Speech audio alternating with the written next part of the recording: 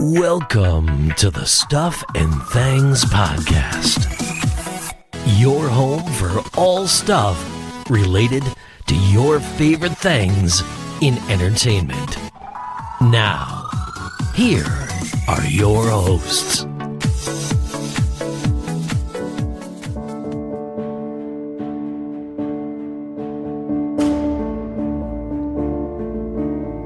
Hello everybody and welcome to a new episode of the Stuff and Things Podcast. I am Sam. Joining me to discuss the latest episode of Star Wars The Acolyte, it's my partner in crime, it's Stefan. I'm so glad you say that because I really struggle to say the word acolyte. You just I have to really think about it. I know, I have to really think about it first. I'm like, so glad he does the intros. Really? Acolyte? I don't think of that as a word this weird to say. No, it just in my head. No, in my head. You keep saying it, it'll sound weird. Yeah. The acolyte. You get that though, don't you? If you say any word a lot, all of a sudden it feels like the word loses all meaning. The other day at work, we were doing something, and I had to do the word saint. Yeah. But I had to keep redoing it over and over and over again on like different fonts, different colours, and all stuff like that. Yeah. And by the end of it, I'm there going, "No, I need to spell check this. That doesn't even look right anymore." Yeah. I know what you mean. Yeah, it happens. Okay, well, hello everyone, and welcome to the show all about the Acolyte from Star Wars on Disney+. I am Sam, this is Stefan, and we're talking about episode 3, and the title of the episode was... Destiny. Well done, you're back. I'm a bit disappointed. There was no, / something else like the first two. Yeah, that was... I did think that was going to be a pattern, but... Yeah. Clearly not. Destiny / fate or something, I don't know. Destiny / luck. I don't know, because they're opposites. Destiny / hello? Just make it random. Yeah. So, we spoke a little bit last week regarding the controversy and the kind of takes that were going on around this show. We spent a bit of time on it, so I'm not going to do that every week. But I am just going to say that a lot of big Star Wars influencer accounts from YouTube, TikTok, and various social medias, like with all projects, got given a preview. So the first 3 episodes were made available for them so they could create content on the basis that it would help promote the show. The vast majority, or I'm going to say the loud majority, absolutely went in two-footed on this show, have absolutely attacked it in every way possible, calling it woke garbage amongst other things. And one of the big things that we saw was that episode 3 kills Star Wars. Episode 3 is so bad, it's so drink. So I went into this episode, I said this to you, expecting there to be, because of this whole, it's so woke and all this stuff, I was expecting to go into it with, the Jedi have now got rainbow tattoos on them, on their foreheads. Nobody has a gender anymore, and they have a good discussion about that. And that's what someone actually put out there about how pronouns have been been brought into Star Wars for the first time unneededly. Yeah, so I was expecting it. I was waiting, and I was looking, and because I went into it with that kind of in mind, I'm thinking, this is annoying because I've read this so much. I'm going to see it, whereas perhaps normally I wouldn't because I'd be focused on the story. And I got to be honest with everyone listening and to you, even though I was hyper aware, I saw nothing that absolutely nothing, and I didn't hear one pronoun or get mixed up sort of thing and moved around. I didn't hear any of that stuff like these accounts were saying, and I do wonder just how much Disney and the Lucasfilm lot are looking at social media at who they gave those previews to and went, yeah, you're off the list. You're off the list. Well, you're off the list. I mean, I'd like to think that they look at the content they're putting out, because I don't like the idea of remember how we got taken off the list because I said wasn't going to bring that up. But these people are going crazy about it, and I'm like, surely, if you're ripping Star Wars that much in the public domain after being allowed the privilege to have those first 3 episodes, See, surely they're now I crossed didn't off. want to bring us up, so I'm going to leave that. So let's Okay. just not to bring up us at all. But with regards to these accounts and what they've been saying, I don't like censorship. So I don't like the fact that if someone watches it and doesn't like it and has legitimate kind of, this isn't for me, I don't like this because of this, this and this, I don't like the idea that they then get punished for that. I'm not a fan They of that shouldn't at be. all. No, don't get me wrong. They should. If you, I'm struggling because I have attempted a couple of times on social media now to interact, especially over this show, with people about this show. Yeah. And I have been hit with 2 very different responses. Yeah. One response is, it's not for me. I thought the show was going to be like this. It's not how I expected the show to be. And if I'm honest, it's not really my thing. Yeah, maybe I'm stuck in the old 1960s Star Wars and this is not for me anymore. I don't know. 70s. This isn't mine. And I'm like, 70, and I was like, okay, 70s. fine. It was the 70s, you're right. No, sorry. That'll get me emails. But I was like, okay, that I can deal with. That sort of thing, I can deal with that. The other side of the argument I've got is, I'm not even watching it because I know it's woke garbage and I refuse to even watch it. And I'm like, how? How can you have an opinion on the show and call it crap and woke garbage and everything else if you've refused to watch it? I mean, that has come about from people rely on reviews. And if you read enough reviews, it influences your take on it. And that's the same as me going into this episode. I read enough reviews from enough people that I often listen to or often read. And so I went into episode 3 with a very clear idea in my head of what it was going to be. Now, I do this podcast, so I was going to be watching these episodes to discuss it. Now, if I'm just a show and I read all the reviews about the show, I probably wouldn't bother.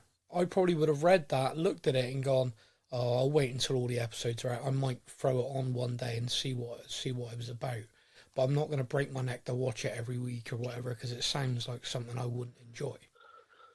I think that's normal. I think if you read a preview for something, you think, nah, that doesn't sound like it's for me. That's normal to then leave it. But I would say, it's normal to leave it, but to go onto social media and slam it on every opportunity because it's not for you, that I don't understand that mentality, and I'm seeing that a lot. Well, that's I mean, that's a. I mean, me and you have discussed this. I feel the agenda-driven stuff that Disney have put out, and it does exist, and I apologise if this is my opinion and I'm upsetting anybody, but I believe a lot of content created by the Disney group across all of their platforms, from their animated movies, their live-action remakes, to Star Wars, to Marvel, has done a lot of box ticking over stories. So it's, we want to show we're inclusive, so here's a gay interracial couple, here's this, here's that, here's someone who's trans, here's this. And that's fine, but build a good story and have these characters in it, and then it's normal. Because I'm so focused on the story, I don't care that so-and-so's with so-and-so or who their relationship with. It's when you get these things where it's like, okay, we're going to stop this movie dead and have a 10-minute monologue about this. Is like a kind of a home education, public service announcement. Look how Neon sign. how normal this is. Well, then treat it as normal. Treat it like everybody else. If that is what you're saying, and please bear in mind, I agree, let everyone live their best lives. Make it a good story and have these characters, but don't make it a 10-minute, 15-minute out of a 30-minute episode all about that. And the problem you've got is there is such a groundswell of anger towards that now, that even if you are coming away from it and you are trying to tell a good story, but some of these things are featured, people are jumping on it. The whole "Go Woke, Go Broke" campaign. I mean, literally, Yeah. Disney had their worst ever year last year. Like, Disney parks and all sorts, people just refused to go. It's the first time in history this has ever happened. Like, Disney, genuinely, there were talk last year that Apple might buy Disney. That's how bad a year they had. Yeah, it struggled. So people have gone on this massive kind of kickback to this, and like the Disney CEO Bob Iger's come out and said, like, we need to get back to focusing on storytelling. We need to get back to focusing on that. Everything else is what it is, but we need to focus on telling good stories, and then people will enjoy it again. And that's the reality, and that's what I say about everything. Every TV, film studio, everything. If you tell a good story, people will be interested, and you can tell a good story with characters of every color, every ethnicity, religion, every gender, everything. But if the story is good, it just normalizes everything, and that's how it should be. That, like, I should come away from a film and not be thinking about, oh, that was a interracial gay couple, or oh, that was this, that was that. I should just be thinking, oh, that couple, that character.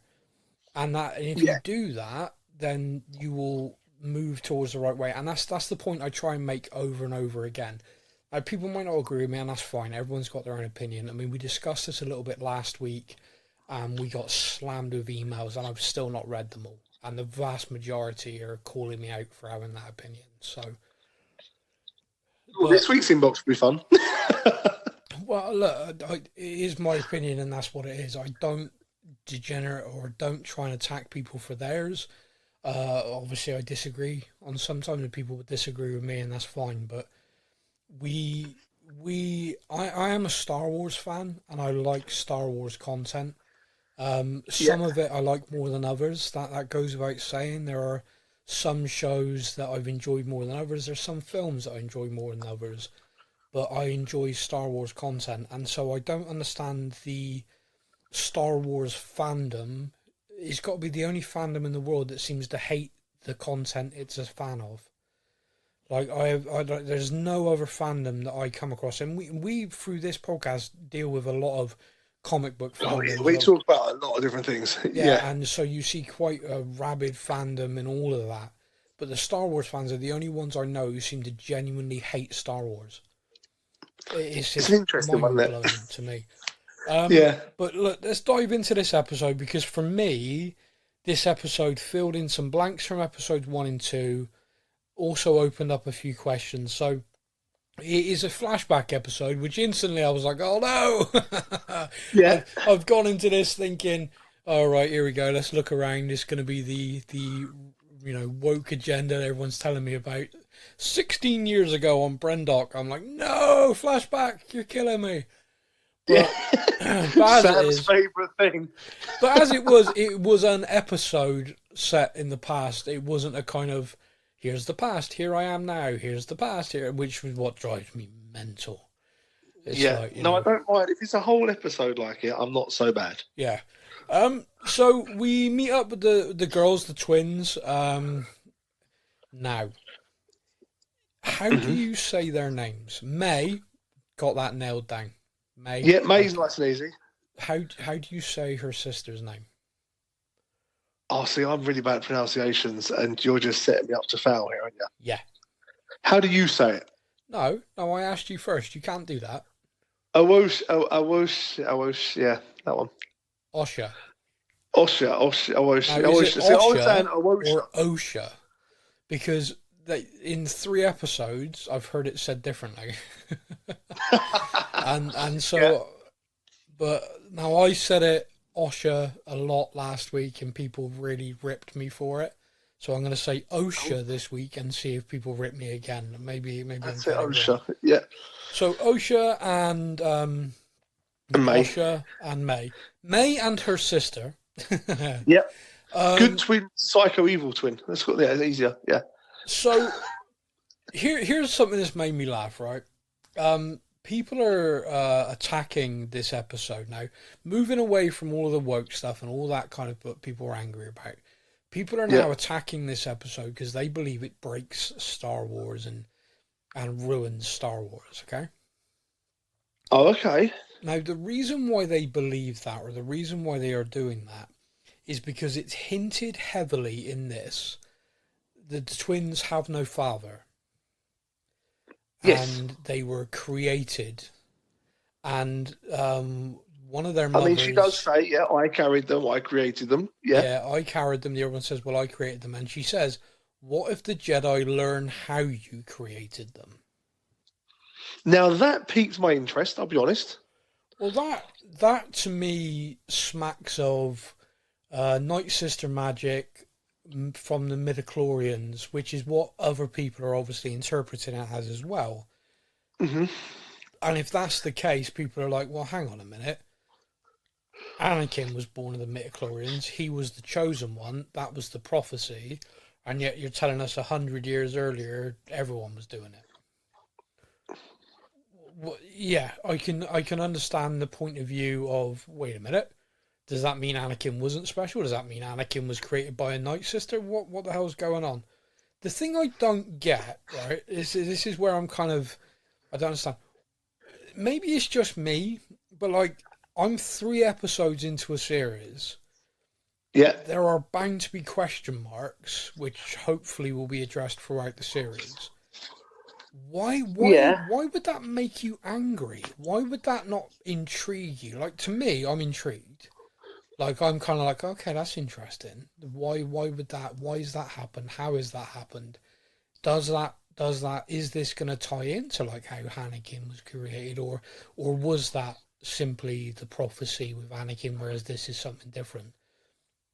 Like, yeah, see, I went straight down the dark magic, yeah. sort of, this is bad. Wonder why are they going to not tell the Jedi, like, oh, this is interesting. I didn't go down the Hebrew Star Wars. Yeah. I must be honest. Yeah. Yeah. We learn that this is a coven. They refer to it as such, and it is again sort of all-female coven of witches, and they refer to themselves as witches. So I've written down in my notes the Night Sisters. They're discussing the thread, which is kind of they're relating that to the Force, but the way they talk about it is the thread, and the way they're kind of doing that, and it is very much like the Night Sisters. Now, anyone who watched the Ahsoka series would have been introduced to the Night Sisters possibly for the first time, certainly in live action. And you'd have seen the way they acted, the way they discussed things, and the way their hand movements, etc., were like with the thread.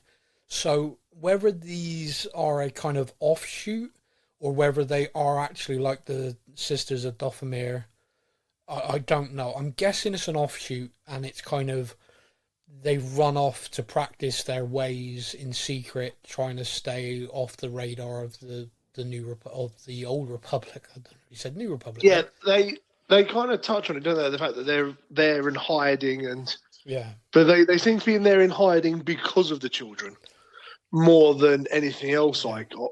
But yeah, it's interesting to see if we're going to get any links to the Night Sisters actually mentioned. So we know that the Jedi in this era, especially, if you've got a child, Force sensitive, high midichlorian account, or anything like that, they are going to come, they're going to test, and they're going to take them away. Now, me and you have discussed this, and I think it's a interesting thing that when you are young and you're watching Star Wars, that's just not on your radar. Jedi good, Sith bad, there is As a child, the idea of being selected by the Jedi to go be a Padawan is like the coolest idea ever. Yeah, very much so. As a parent, I'm watching that in a whole different light. Yeah, and this is where it's interesting to me. And I like the fact that Star Wars and the creators for Star Wars have been brave enough to kind of look at this sort of thing. There's a line in this episode where one of the sisters, one of the witches, refers to the Jedi as like mad monks, like absolutely deranged monks, and I'm like, yeah, that's perfect. Like that as a description to me, a monk, a warrior monk, is exactly how I think of the Jedi. And so her description of them is like, I'm not handing my kids over to these monks, and I'm like, yeah, that's perfect. I completely understand that, and I completely get that point of view. And I find exploring that to be quite interesting, because we have this Jedi good, Sith bad, and over time, especially with the animated series, The Clone Wars, which I know not everyone's watched, but you saw in that a lot of Jedi were not actually good people. Like you would see a lot of them like would just happily let clones die left, right, and center. Would treat others like scum in essence because they weren't Jedi.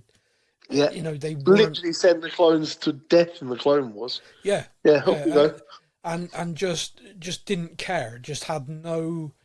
There's this thing about the Jedi and the attachments thing, and you have to be detached and everything like that.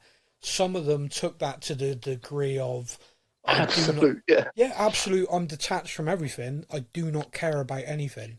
If that dies, it dies. I don't care. And it was just very interesting to me. She's like, well, yeah, I can see that. Like, if you are trying to teach, you cannot form attachment. You cannot form this. You cannot form that. Like, it doesn't work. And it was one of the reasons I enjoyed the novels and the kind of books that surrounded Star Wars, because it really dived into a lot of that.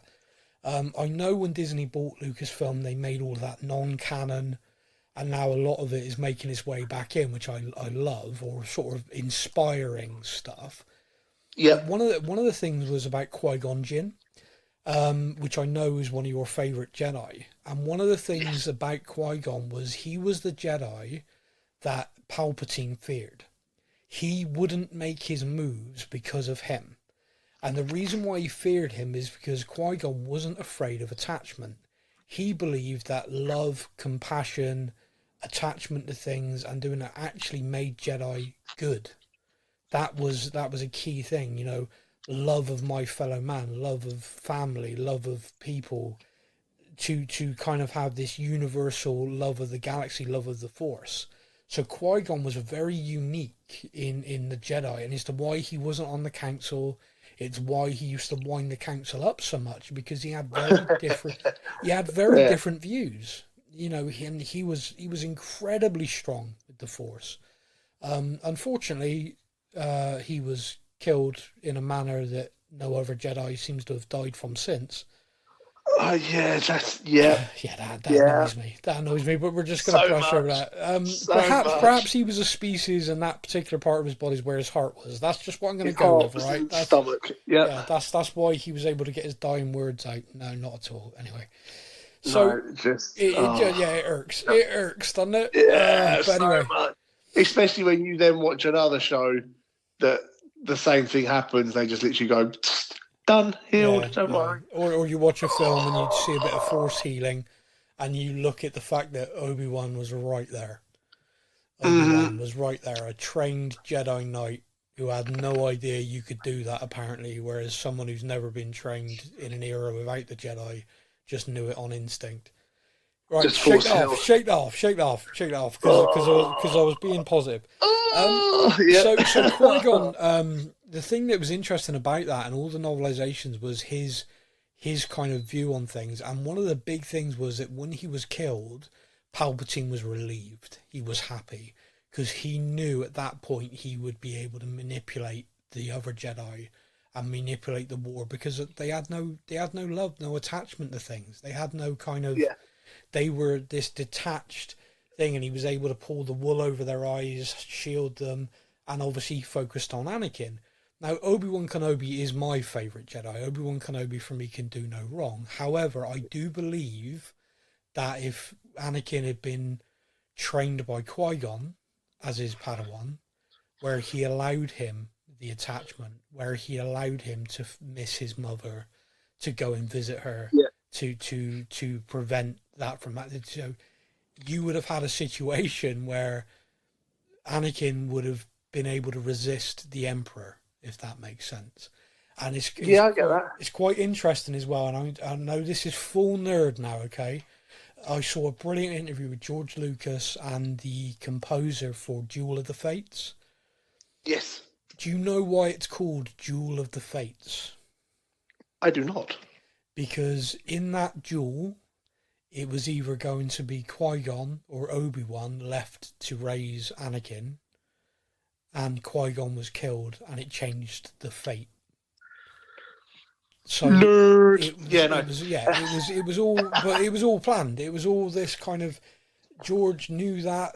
They had it all mapped out that Qui-Gon's death was a major, major part in why Anakin became Darth Vader. And I love that. I love that level of storytelling. I love that level of detail that the books gave us. And like I said, we are now, like with this show, The Acolyte, we are diving into stuff that was touched on in books and things as inspiration for this show. So we are seeing these witches, the twin girls. Clearly they've been created some way, and like you said, some sort of dark magic, some sort of the dark magic force. Stuff. Yeah. Now the Jedi have shown up there, clearly looking for them, and I think they knew they were there. Yeah. One of them says like, "We've seen you training children." And that's not allowed. That's outlawed. Oh, this like you've been stalking us and spying on us. Yeah. Well, they have, and they have. And we saw that right at the beginning when the girls were outside the fortress walls, and it's like, oh, it's dangerous out here. You shouldn't be out here. And then you see like his head pop up, like, oh, hello. I've been watching. Yeah. Yeah. Now it does kind of paint the Jedi in a bit of a light, doesn't it? Well, this is the thing I'm about to come on to. So we see the 4 Jedi. Now, we've met, obviously in the 4, we've seen 2 of them have been killed. 2 of them have been killed by May, one with the knife to the heart, which, by the way, has also seemed to cause some controversy. Why would a knife kill a Jedi when lightsabers don't? People do understand the concept that they are still human, in essence, and a knife to the heart will end you. I mean, no. Lightsaber and force only. That seems to be the rule, obviously. Yeah, I don't. Like Order 66 happened where blasters were killing Jedi left, right, and center. So you understand that they can be shot and killed, but a knife to the heart can't kill. I mean, come on! It's like you're just picking things now. It's embarrassing. Yeah, I feel like a knife to the heart is going to kill pretty much anything. Let's be honest. Yeah. Like if you want a legitimate gripe about the lightsaber killing, then go to the Qui-Gon thing compared to what's happened since. That for me, legitimate gripe. The knife to the heart. Come on, shut up. That was actually really clever. That. She threw one at that guy, so the Jedi would have to use the Force to stop it, and then couldn't do anything about the knife hitting her in the chest. It was a good kill. Yeah, in fairness, good clean Assassin's Creed level. Dead. Yes. Right. So let's move on from this nonsense about that. But so we do, and then it's kind of funny because I saw, and I'm still going to call her Trinity, Jedi Knight Trinity or Jedi Master Trinity, and I was like, oh, good, we got her for more than one scene. Yay! I don't know if we're going to get any other flashbacks or not, but at least we got to see her speak more than like just one scene in episode. Considering she was in quite a lot of the trailers and stuff and the teasers, it was good to have her back in the show. And King Tommen is there, King Tommen Jedi as a Padawan. There is that moment as well where the one of the, and I'm guessing it's the mother, uses her power to like take over his mind. Yeah, his eyes kind of all black out, and he kind of hits the floor on his knees. He's like, "If you want your Padawan back," I'm that was. They're not messing around. See, that was again. It was quite strong. Now they have the ability to possess his mind. So I got something for you here. Do you? All right, I'll tell you what. I'm just going to walk through this part of the episode, and then we're going to come back to this because I think this is going to be our major talking point. So the twins are very conflicted. Osha or May's sister actually wants to be a Jedi. She doesn't want to become a witch. She is abundantly clear she wants to go explore the galaxy. She doesn't want to be a witch. And as soon as the Jedi show up, she's like, oh, look at their robes. Look at the lightsabers. She's like really... Yeah, these guys are cool. She is basically me looking at the Jedi for the first time. Like, oh my God, look how cool they look. I want to be one of them. Yeah, oh my God, they've got robes. They've got lightsabers. They came in a flying thing. It was, it was like a real kid's reaction, like hero worship. Like, this is so cool. May is very much, nope, we're going to be witches. We are one person. You will do what I do. We need to I want the same liked it as things. well. Heading back to the very beginning of the episode where we first meet the sisters, and you've kind of got the one sister. You can see very clearly, like the one sister is watching the life form and very careful. Yeah. The other one is just pure evil, controlling it and holding it and trying to kill it. So as soon as the Jedi approach, I'm like, well, you can clearly see which one's light and dark here, can't you? Well, like, it is. One is, I will be a witch that can do mind controlling stuff like that. And the other one's like, I could be a Jedi and save the galaxy. Yeah. Like, it's very two sides of a coin. It's interesting because, this isn't the first time in Star Wars we have twins who are very strong with the Force.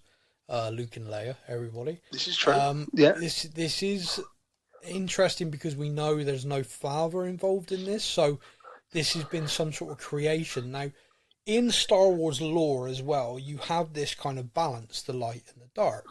And you have this, the old gods, if you like, of the Force, where you had the father, the son, the daughter.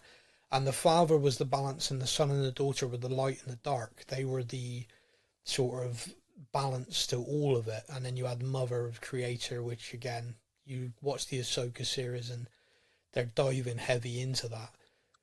But based on this, again, you appear to have these twins, like you said. There's a lot of hints throughout this. We have a kind of light and dark. We have a kind of Jedi and Sith, the light side and the dark side of the Force. And there's lots of little examples, like you say, like that with the creature was a great example. The discussions they have, like one wants to kind of have a freedom, one wants control. One is like, you will stay here, like we are. And I realise like their little nursery rhyme is song they sing to each other. Now, to begin with, it's quite a cute kind of like, you're with me, I'm with you. It's all nice and nice. And then you realise, no, that is her literally telling the sister, you're with me, you do as you're damn told, I'm in control. Yeah. Like, I mean, we are the same. It's I think, that turns into stuff. I think the biggest, we have lots of hints in this episode, but I think the biggest hint was when May looked at her sister who had chosen to join the Jedi and said, I'm going to kill you. I feel a giveaway. That was a bit more than a subtle hint. Yeah, I feel like that was the moment you can't stop me joining them. I'll kill you. Yeah, I was kind of like, oh, okay. We're not being subtle anymore.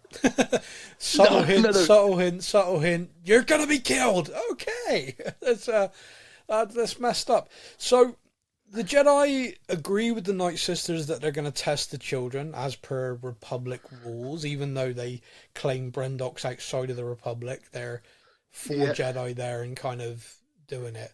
The sisters then have this discussion about there are only 4 Jedi who'd missed them. So the witches are all about attacking them, trying to catch them off guard.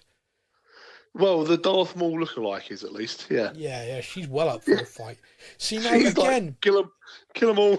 See, the witches of Dathomir, the men on that planet, all look like Maul. Yes. So that to me was like a real tie-in. I'm kind of like, oh, okay. Because again, in the animated series Clone Wars, you meet Maul as a kind of brother, if you like. Who is a monster. I have watched those episodes. Yeah, and his name completely Savage.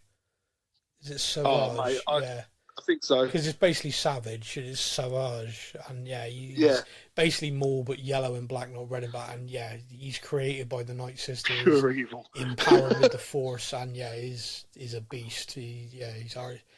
He is hard to perish.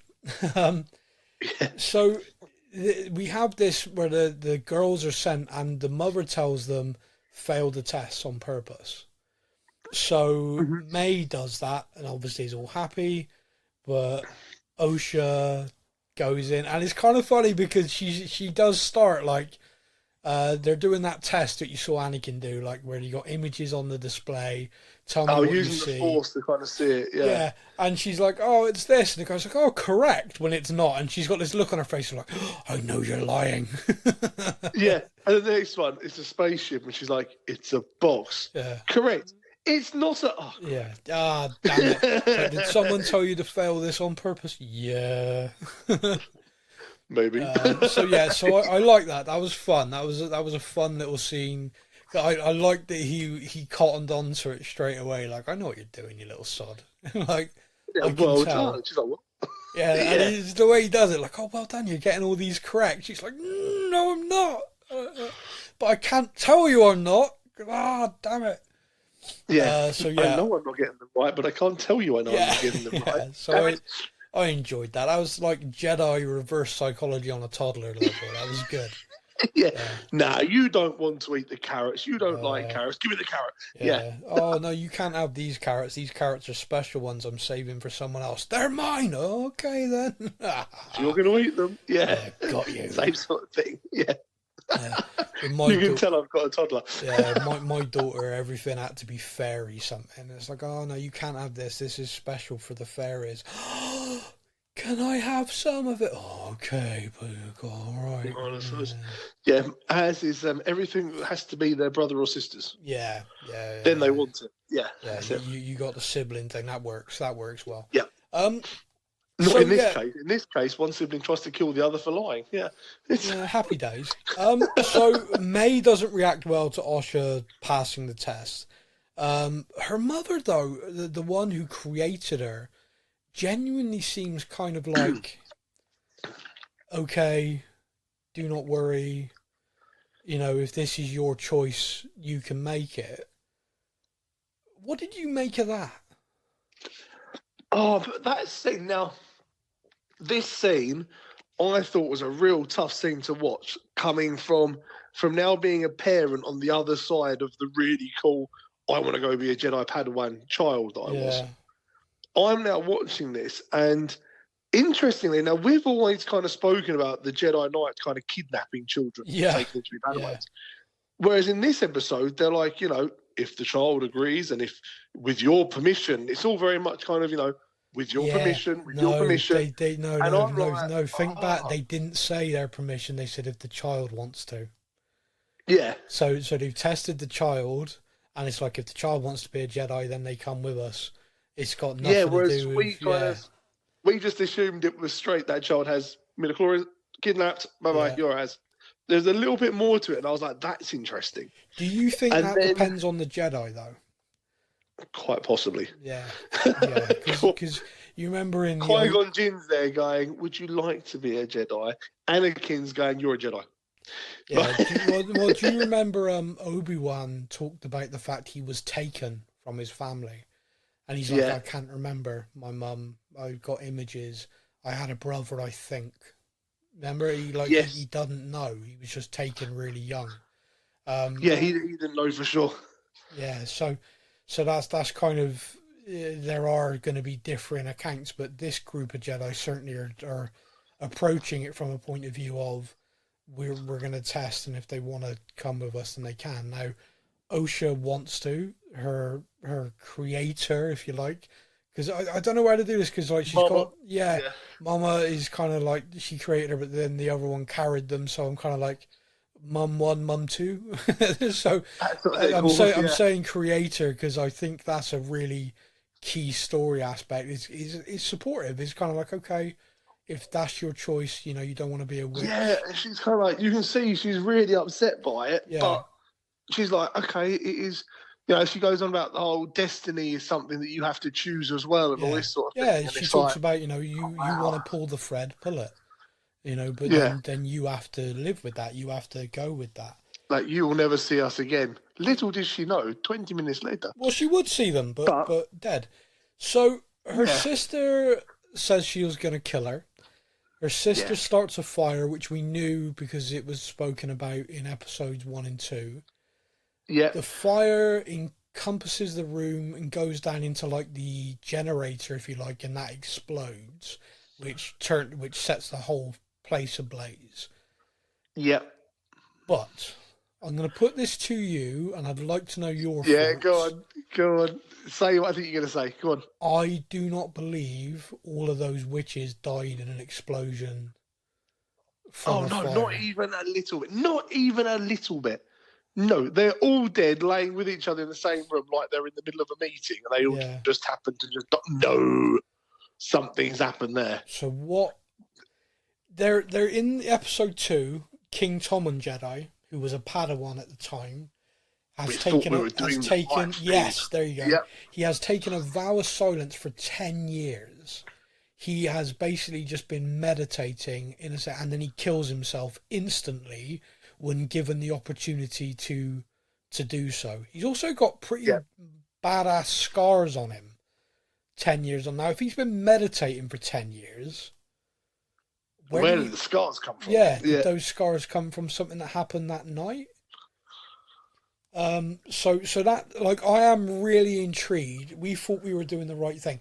Now, you could construe that as we thought by testing you and taking you to become Jedi, that was the right thing, but it set this chain of events that happened and he feels guilty. But I feel like something happened and the Jedi, because you remember when May attacked the first Jedi, Trinity, she said, like, attack me with all your might, and she says, we do not attack unarmed people. Yes, she says, called her a liar or something. Yeah, yes, you do. Yeah, yes, you do. So, to me, it feels like yes, May set that fire, but when she ran off, I think she ran into the Jedi attacking the witches or fighting the witches. Like something happened, and there was a fight. Something has definitely happened for all of them to be just laying dead in a room. And the fact the Jedi just happened to be there. I was going to say, now, he saves her, and he's kind of been stalking a little bit, but he was there. But we don't see any of the other Jedi at that point, only him. So where are they? And he takes her through that room. This takes Osha through that room, sees Mama is dead. All of the witches are dead, and just, like, takes her out of there.